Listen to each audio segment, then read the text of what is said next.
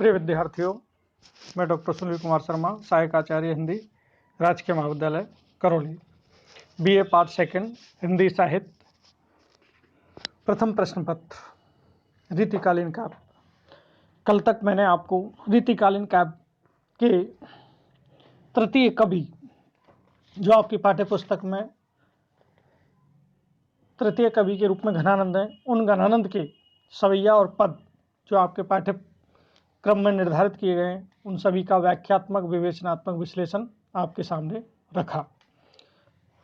आज घनानंद के व्याख्यात्मक विवेचनात्मक स्वरूप की समाप्ति के उपरांत असाइनमेंट के रूप में कुछ प्रश्न मैं आपके सामने रखने जा रहा हूं, जिन प्रश्नों के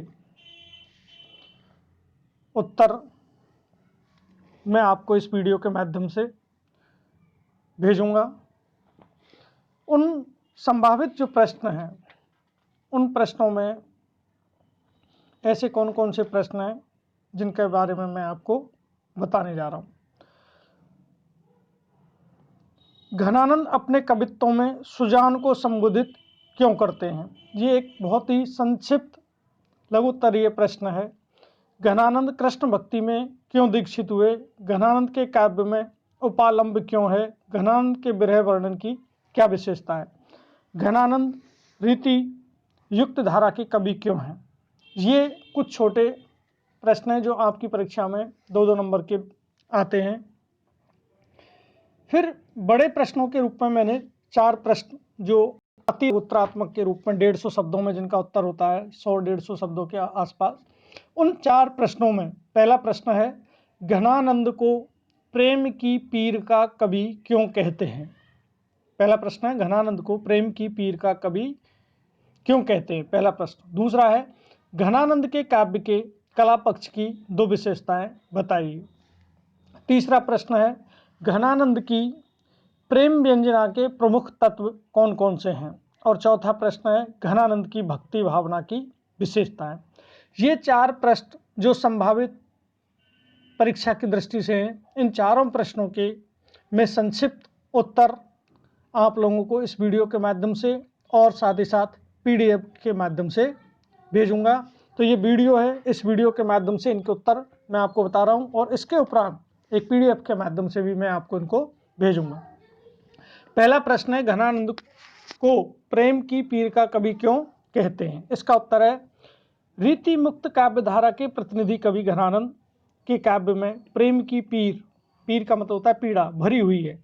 असफल प्रेम की छटपटाहट और अश्रु विगलित वेदना से उनके काव्य का हर शब्द गीला है। उसमें एक तरफ प्रेम का उदात्त समर्पण है, तो दूसरी तरफ निष्ठुरता, उपालंब, बेवफाई की तिलमिलाहट व आहत हृदय की शुभकियाँ बिखरी पड़ी हैं। सुजान पर 100 जान से कुर्बान प्रेमी हृदय की व्याकुलता का सूक्ष्म, गंभीर व सरल चित्रण इनके काव्य की विशिष्ट उपलब्धि मानी गई है।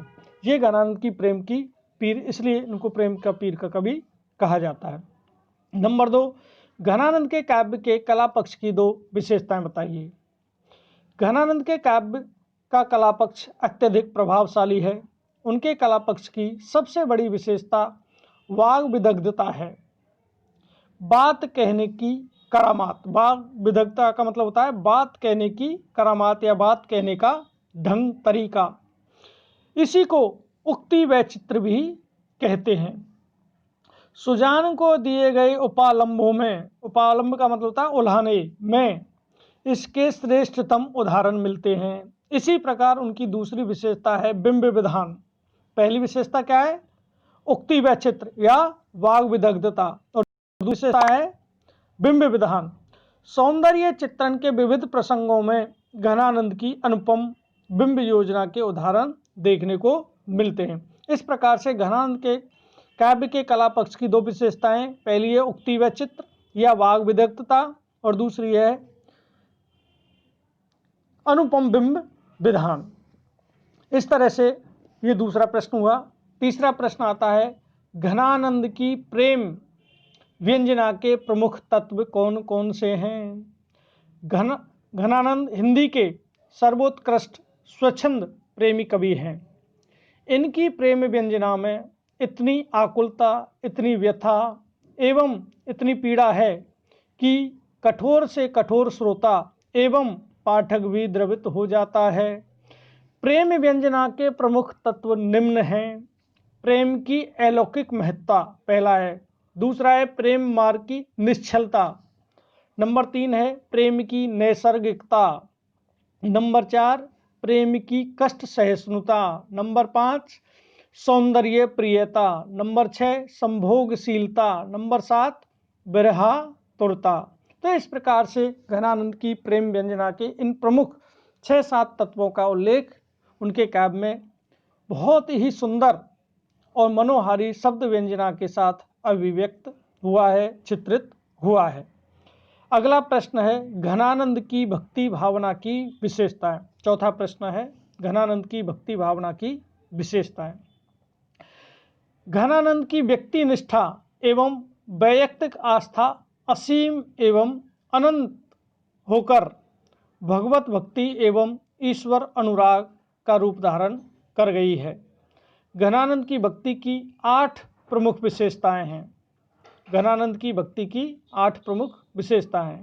पहली है वैराग्य की प्रधानता, वैराग्य की प्रधानता। दूसरी है युगल सरकार के प्रति गहन आस्था। युगल का मतलब होता है राधा और कृष्ण के युगल स्वरूप पर उनकी गहन आस्था थी, श्रद्धा थी।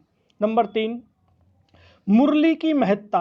श्री कृष्ण की जो मुरली वादन है, उस मुरली वादन से या मुरली बजाने से समस्त गोपिकाएं और समस्त जीव जंतु श्री कृष्ण की मुरली की ओर आकर्षित हो जाते थे। उस मुरली की महत्ता को भी उन्होंने अपनी भक्ति भावना में अभिव्यक्त किया है। नंबर 3 ब्रज की श्रेष्ठता। घनानंद ने ब्रज जो क्षेत्र है, कृष्ण की जो लीला स्थली है, उस लीला स्थली के प्रत्येक कण कण से बहुत ही नज़दीक के संबंध स्थापित करते हुए उसकी श्रेष्ठता को अपने काव्य में व्यक्त किया है, अपनी भक्ति के भावों में सिद्ध किया है। नंबर 4 दिव्य भावों की प्रचुरता। घनानंद के काव्य में या घनानंद की भक्ति में दिव्य जो ईश्वर के भाव हैं, उन भावों की प्रचुरता का प्रमुख रूप से उल्लेख देखने को मिलता है। अगली है परमेश्वर के प्रति अनन्यता। श्री कृष्ण को उन्होंने परमेश्वर, इस संसार का नियंता, ईश्वर के रूप में उन्होंने माना है और इसी कारण से उनके प्रति उनकी अनन्य भक्ति के भाव इस घनानंद ने अपने काव्य में प्रकट किए हैं। मधुरा भक्ति की अधिकता, अर्थात घनानंद ने प्रेम के माधुर्यमय स्वरूप को अपनी भक्ति में महत्ता प्रदान की है कि मधुर भाव से ही ईश्वर को रिझाया जा सकता है और आकर्षित किया जा सकता है, जिससे कि भक्त का कल्याण हो सके।